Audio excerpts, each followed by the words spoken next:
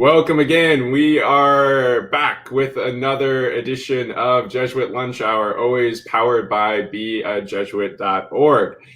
Today, I am honored because we are breaking out of the Midwest, as much as I love the Midwest, and we're talking with a Jesuit from a different province. Jeff Ryan Miraflor, welcome to Jesuit Lunch Hour. Father Michael, it's great to be with you all, and to anyone tuning in, it's a pleasure. Excellent. So Jeff, just as we get started, could you say a bit about your background? Where are you from, and how did you eventually find the Society of Jesus? Sure. So I'm born and raised Tampa, Florida, where I met the Jesuits in high school. It's called Jesuit High School. It wasn't too unique of a name. Maybe when they were naming it, it was unique. That's where I met the society, had many Jesuits as teachers, some scholastics, some Jesuit priests. And I just fell in love with the society there that when I went to college, in college, I was pursuing electrical engineering, but just wasn't passionate enough about it. And so the tug of priesthood kept on, knocking on my door every year or so, and I go, that actually does sound a lot more appealing. And I just thought of all the Jesuits that taught me in high school and how I'd love to do the same thing. And so I thought, hey, why not? Let's do it. And so here I am. I joined the Central Southern Province here in the United States, and currently I am in New York, in the Bronx, studying at Fordham University, finishing my undergrad. I'm the only undergrad Jesuit on campus, and that throws people off all the time. Sure. Actually, could you say a little bit about that? Because perhaps some people might think that one has to have a college degree before joining the Jesuits, but you're saying that's not the case. Yeah, my province was open to the idea. They asked me though, like, how far along are you? Are you almost graduating? Because there is an incentive of already having a degree coming in. But I was 2 years at most away from graduating. And so they were open to the process. Sorry, my email. But when I was there, I was studying music as well as a minor. And so that was something that, I was able to do then and even do now as an undergraduate here at Fordham, along with my major in philosophy. I'm still minoring in music after all these years. Okay, great. So previously, you studied both engineering and music, and now you're studying philosophy and music. Yeah. Could you say a bit about your background in music, and what do you play, or how do you perform? What's particularly interesting to you? Sure. I'd say I was really introduced to music through my dad, through karaoke as a kid. He's a great singer that I could never even match in my lifetime. But he was kind of the inspiration, pushed me into singing. And so I'd say voice is my primary instrument. I've been singing in choirs my whole life. As early as, second grade, I remember singing in my Catholic school choir for all school mass. I remember doing that, and then I just never left it. And so I continued to build on my love for music, learning the guitar in high school, as everyone tries to do, even piano lessons here and there. And then now I'm learning the pipe organ because that's useful for mass, especially. I've used it so many times. And now I found my passion is for choirs, is for doing beautiful sacred music for liturgy. Great. So, actually, I walk with, a number of men in discernment with the Society of Jesus. And some of them, actually a disproportionate number of them, are pretty talented musicians. And I know that at least some have expressed some, concern that, maybe this passion they have for music would sort of have to be put to the side if they are going to become a Jesuit. And I wonder what you would say to those people, or what your experience has been. Honestly, I've felt nothing but support for my musicianship. Every superior that I've had, it's not that many compared to you, but Each one has always, told me, like, pursue what you want to learn, go and study wherever you want to study. And so on top of studying music here at Fordham, I get the privilege of going to Juilliard for some classes, not getting a degree there. That'd be wonderful. But no, I felt so much support. And there's so many ways to use music in this life. And so I don't see why any Jesuit would deny a musician from entering the society and pursuing their musicianship as a Jesuit. Right. And I don't think we would be opposed to an engineer joining us. But I think what you're saying too is that particularly with musical gifts and so forth, those can be put to use quite easily in this life as a Jesuit. And perhaps you could say a little bit about your experience with other Jesuit musicians. So I am not at all a musician, but it has seemed as if there has been a pretty significant number of young Jesuits in formation that are quite musically inclined. So if you could say a bit about your experience. Yeah, I don't know what it is that we have so many musicians. We have a great legacy of Jesuit musicians. The oldest one I can think of is Domenico Zippoli, who was doing that in the reductions down in Peru. Even till today, you have the St. Louis Jesuits, and then you have Jesuits in formation. Some of my best friends in the society are musicians. That's how I've formed a bond with them. And ranging from all different styles, I know 2 composers off the top of my head who are either my year or below. It's such a gift to have Jesuit musicians in the society. Sure. Yeah, and you mentioned different styles. What particular styles are most attractive to you, or perhaps most kind of personally nourishing? I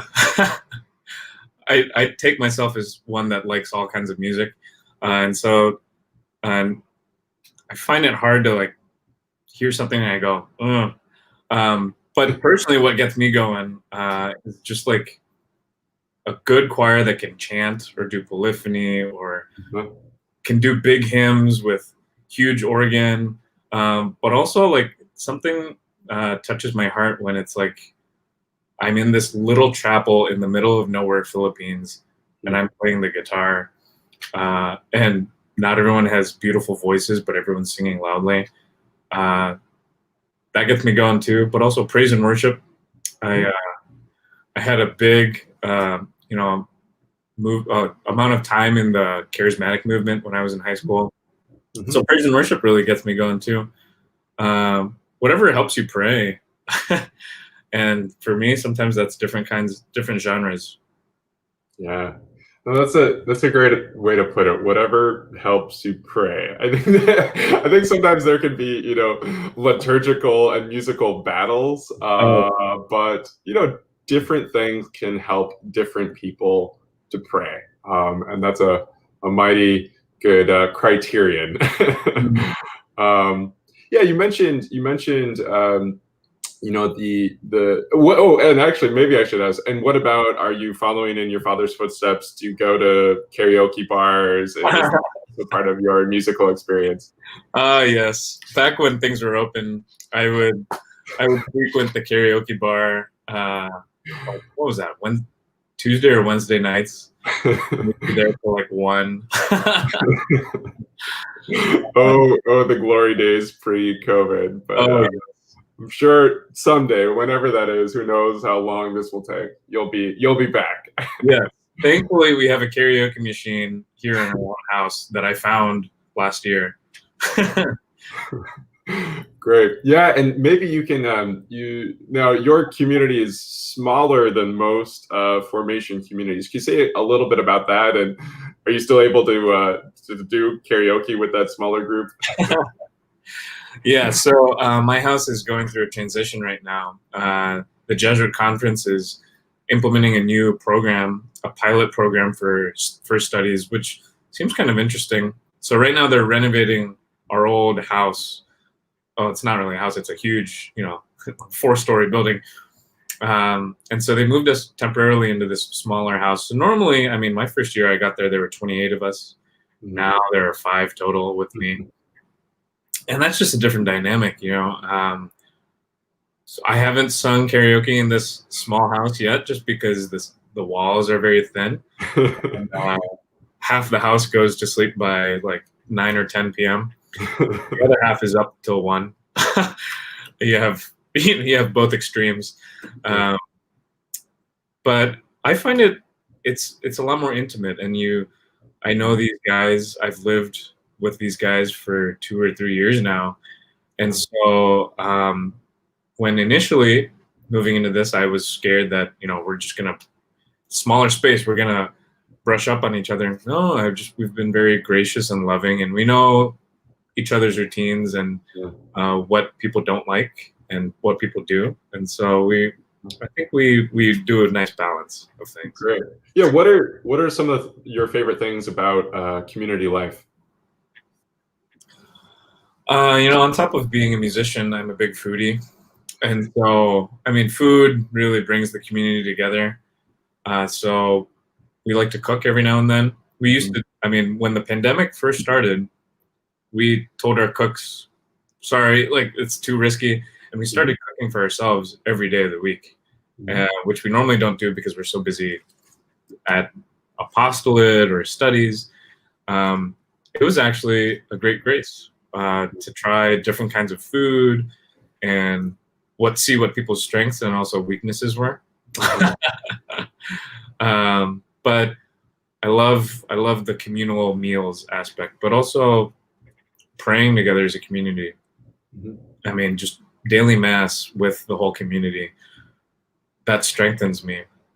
But also common tasks like manual labor. We built a chapel in this house because it was just an abandoned house that we moved into.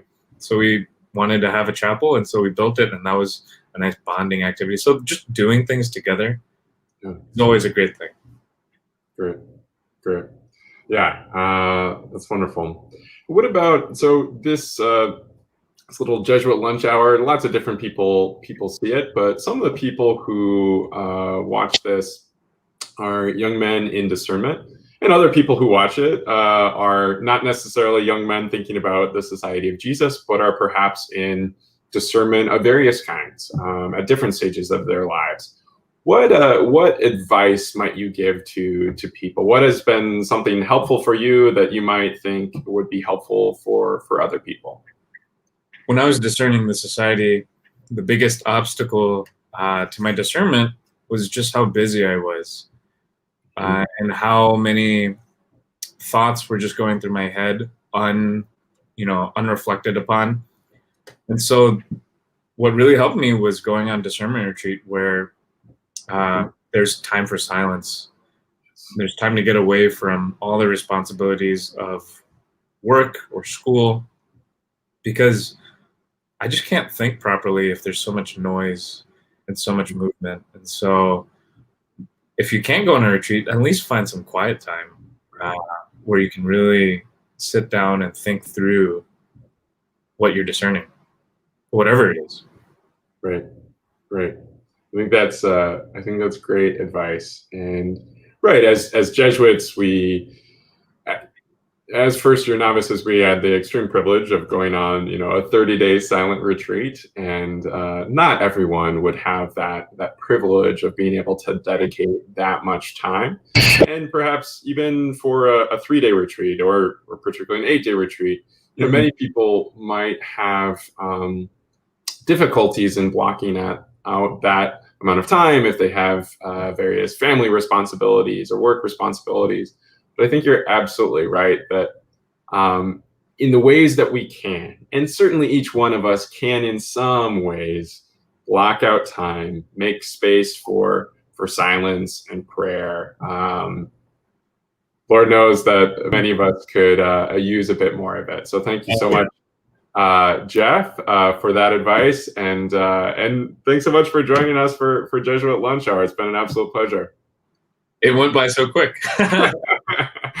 Great, thanks so much. And we will be back next week with another interesting Jesuit for Jesuit Lunch Hour, powered by beajesuit.org. Thanks so much, everyone, and God bless.